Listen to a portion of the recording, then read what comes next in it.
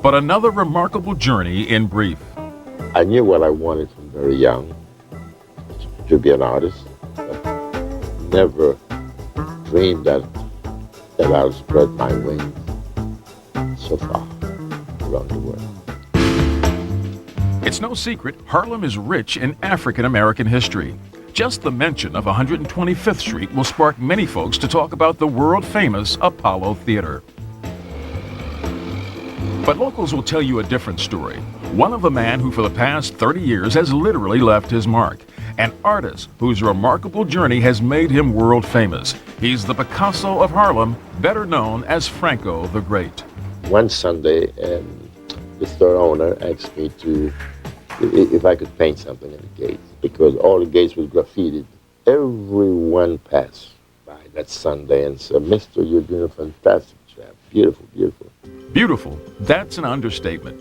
Franco's work has been called genius by many. He transformed the cold corrugated steel of storefront security gates into many windows of the world. This Panamanian's incredible story begins at the age of 3, after a near-fatal accident when he fell from a 2-story building, landing on his head. I turned to my mother. She said I was in a coma for a month and my head was this big.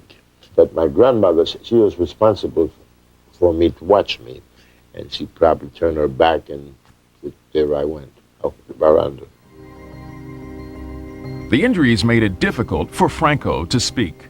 That was the sad part, because I could not express myself verbally or be articulate like other kids. I sit down and draw cartoons. Believe it or not, this character was my friend. Franco continued to draw, found friends in his priest who introduced him to magic, and also a fellow artist who helped Franco with his speech.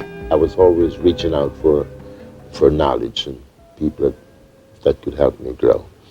And they're the one that actually made Franco the Great. So with magic in one hand and pen and paint brushes in the other, Franco the Great left Panama in 1958 and came to Harlem. And though the road at first was rocky, no one in Harlem ever called him a dummy.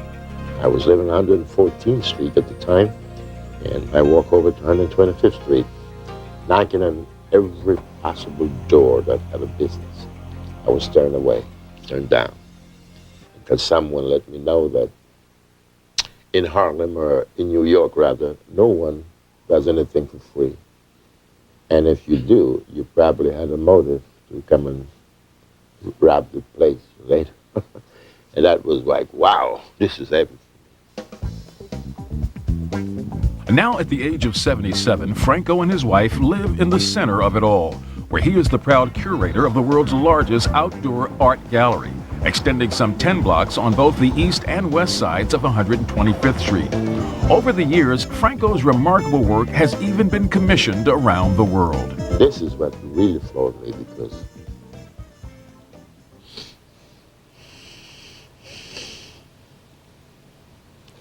sorry. I'm sorry, my thought about this, it really affected me, because to see my life was like this one time and then it's turned around another way. But the determination in myself to be not what people think you are, but what you think you are. This is one of the ways that I can communicate with the world. And so you see, it has a lot of goodness come out of it. All because I did it with love and for beauty. That never lost.